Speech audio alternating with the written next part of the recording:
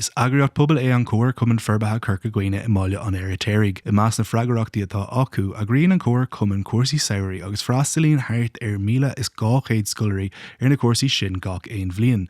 Leabhar de journal le Páidí Ó Sé banisteir an Comharchumann faoin na dúshláin atá an chúrsaí samhraí a chuir fáil agus na buntáistí a bhaineann lód don fóil óitiúil. Ní bhíon éon chóras IT láidir róhan chun dailá leis a médaine a bhíon téalt spotagáil ar chúrsaí.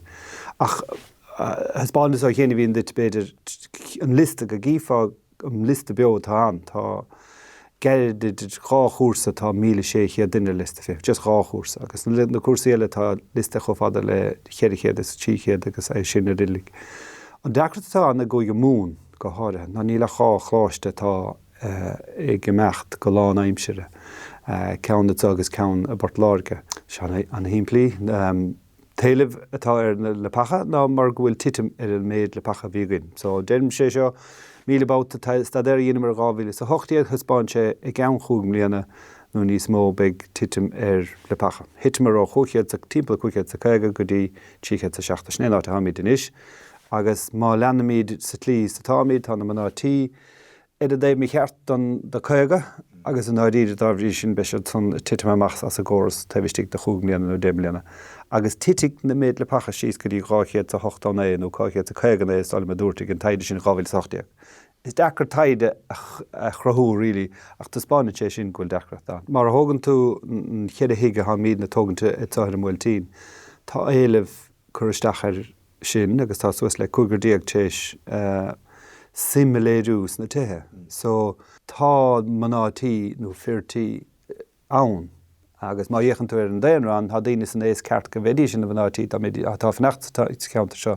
Ba tá deabanna go, tá dachas go tasín a bheith na múntóirí nó tasín a bheith gobar agus tasín an saoir saoirmhathe. So is an dá rud a chur brúir, but má thugann tú an tiig tágan na daoine. Agus an na tithe sa tlís go féidir le idir bertchaní agus 6 scoláirí a thugant.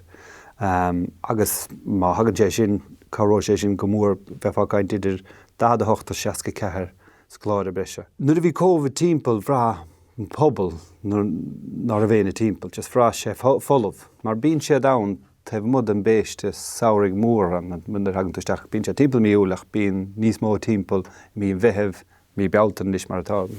So tugann sé brod ag an breise a bhainte na háit. Agus tá daoine gobar an, so tára ná bhfuil suas le 50 daoine óga atá gobar sna chláistí idir ceannairí, nó sé mar ceannairí sport, isce, agus an áiríide sin rud béidir nó, mar ní ra mar á dhéanamh le cúpla bliain, ach tugann sé sin sé beáinní ficálacht as na daoine san áit gúil sé seo go tugra maithe, agus go gabhraíonn sé leo, agus go mar han siad gúil rud éig an táchtacha go, mar stálam héin ar a chuas go dtí an chláiste, be sin chéad dúir go dógus ceann go raibh gair an táchtach.